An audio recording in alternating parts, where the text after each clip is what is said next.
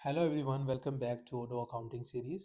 हमने इस वीडियो में हम एंग्लो सेक्शन अकाउंटिंग का सेल प्रोसेस को डिस्कस करने जा रहे हैं। हमारी प्रीवियस वीडियो में हमने परचेज प्रोसेस को डिस्कस किया था और हमने देखा था कि परचेज प्रोसेस में कौन कौन सा अकाउंट इफेक्ट होता है। तो अगर आपने वो वीडियो नहीं देखी तो काइंडली आप प्रीवियस वीडियो देखें, उससे आपको आइडिया हो जाएगा कि एंग्लो सेक्शन अकाउंटिंग में परचेज प्रोसेस किस तरह वर्क करता है। अब हम इसके जो है सेल प्रोसेस के साथ एंग्लो सेक्शन अकाउंटिंग के सेल प्रोसेस को देखेंगे कि उसमें क्या चीज़ें, जो कौन से अकाउंट सेट होते हैं और किस तरह ट्रांजैक्शन वर्क करती हैं। इसमें भी परचेज प्रोसेस की तरह जब आपका सेल ऑर्डर जनरेट होगा, कोई अकाउंट अफेक्ट नहीं होगा। आपका स्टॉक वैल्यूएशन अकाउंट और स्टॉक आउटपुट अकाउंट डिलीवर्ड उस टाइम हिट होंगे जब हम डिलीवरी को कंफर्म करेंगे।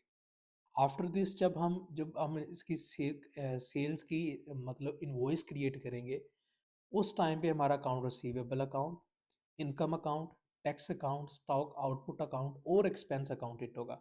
यहाँ पे एक चीज़ समझने वाली है कि एक्सपेंस अकाउंट आपका एंग्लो सैक्सन अकाउंटिंग में जब आप इनवॉइस क्रिएट करेंगे उस टाइम रिकॉर्ड करेगा ट्रांजैक्शंस को, उस टाइम इफेक्ट होगा। वो परचेज के प्रोसेस में इफेक्ट नहीं होगा, ना ही इनवॉइस से क्रिएट क्रिएट करने से पहले वो इफेक्ट होगा।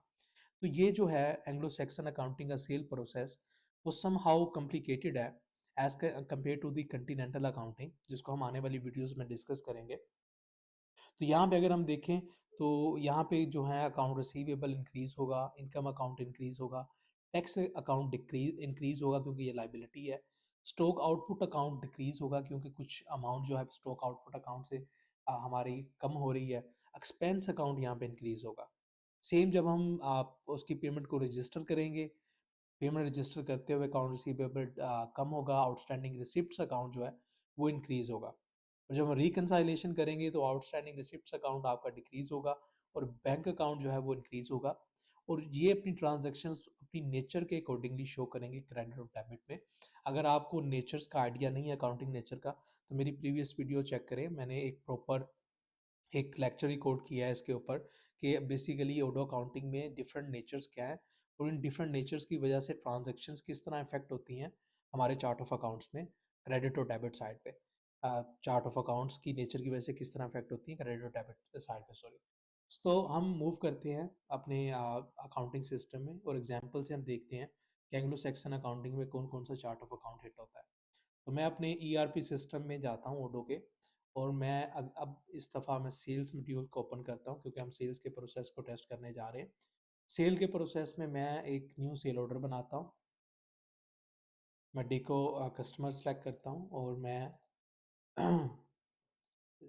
डेको की जगह हम कोई दूसरा कस्टमर हम लेते हैं क्योंकि डेको के against already lot of transaction है, तो वो कंफ्यूजिंग होगा जब हम उसकी रिपोर्टिंग को चेक करेंगे। तो बिली काइल हम यहाँ पे एक कस्टमर ले लेते हैं और हम जो प्रोडक्ट हम यहाँ पे ले लेते हैं डाइनिंग टेबल, क्योंकि हमने प्रीवियस वीडियोस में भी डाइनिंग टेबल की एग्जांपल के साथ टेस्ट किए हैं चीज़ों को। तो हम कहते हैं कि मैं 3 प्रोडक्ट जो है वो इस कस्टमर को सेल करने जा रहा हूँ। अब मैं जब इस कोटेशन को कंफर्म करूंगा तो ये सेल ऑर्डर बन जाएगा। अब मैं अकाउंटिंग जर्नल एंट्रीज में जाता हूँ और मैं देखता हूँ कि क्या कोई ट्रांजैक्शन, कोई अकाउंट इफेक्ट हुआ है।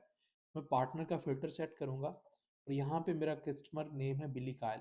तो बिली कायल के नाम से यहाँ पे कोई भी मेरा पार्टनर अवेलेबल नहीं है। अगर मैं टेबल में देखूँ तो सिस्टम भी हमें बता रहा है कि जब हम सेल ऑर्डर बनता है तो कोई अकाउंट इफेक्ट नहीं होता। अकाउंट इफेक्ट होगा नेक्स्ट प्रोसेस में जब हम डिलीवरी को कंफर्म करेंगे, क्योंकि अब यहाँ पे सिस्टम ने डिलीवरी जनरेट कर दी ऑलरेडी।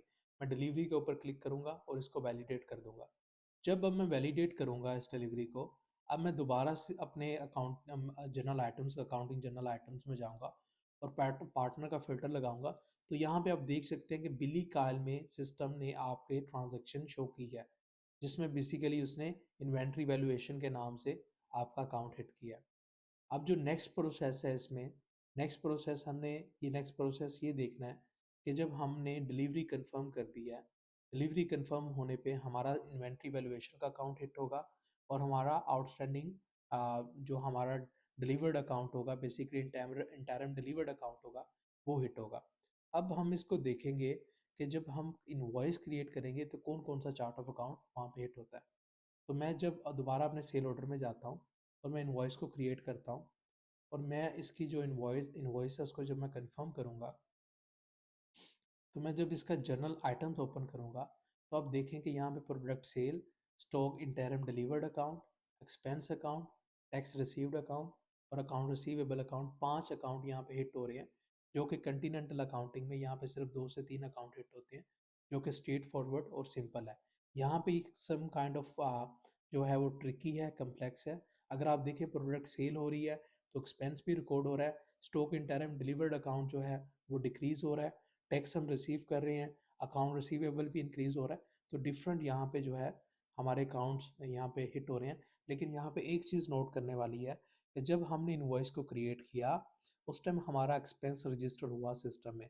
अदरवाइज उससे पहले परचेज के प्रोसेस में या इनवॉइस क्रिएट करने से पहले हमारा एक्सपेंस सिस्टम ने रिकॉर्ड नहीं किया।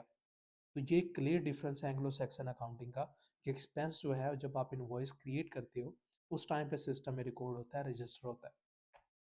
तो अगर हम इनकी ट्रांजैक्शंस देखें अपने टेबल में, जो टेबल हमारे पास है, तो टेबल भी हमें यही बता रहा है कि आपका अकाउंट रिसीवेबल इंक्रीज होगा, इनकम इंक्रीज होगी, टैक्स अकाउंट इंक्रीज होगा, स्टॉक आउटपुट अकाउंट डिक्रीज होगा और एक्सपेंस अकाउंट ऑल्सो इंक्रीज होगा। और इनकी due to its accounting nature transaction credit और डेबिट साइड पे शो होंगी।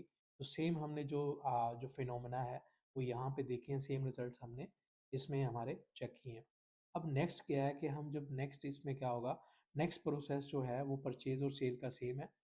जब हम इसको पेमेंट को रजिस्टर करेंगे, तो अकाउंट रिसीवेबल जो अकाउंट है वो आपका डिक्रीज होगा और आपका जो रिसिप्ट अकाउंट है बेसिकली आउटस्टैंडिंग का, वो इंक्रीज होगा।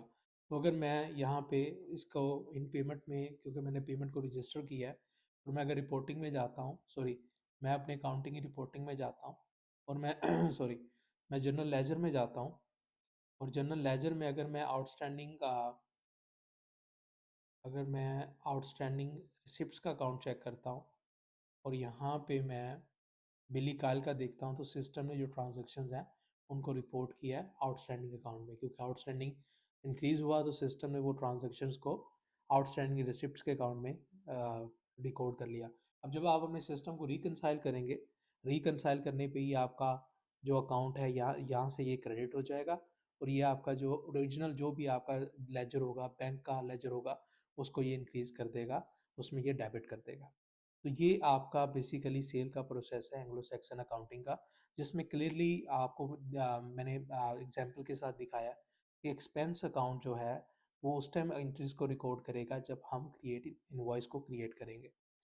तो अगर आपको मतलब ये कंसेप्ट क्लियर हुआ है आपका एंग्लो सैक्सन अकाउंटिंग में, एंग्लो सैक्सन अकाउंटिंग को हम कब और कहाँ पे यूज़ करते हैं और उसका सेल और परचेज प्रोसेस किस तरह वर्क करता है, तो काइंडली इस वीडियो को लाइक करें और शेयर करें अपने दूसरे दोस्तों के साथ जो ओडो अकाउंटिंग मॉड्यूल को सीख रहे हैं। और stay tune for my new videos. और तब तक के लिए कीप लर्निंग, कीप ग्रोइंग, और thank you for your time, have a good one.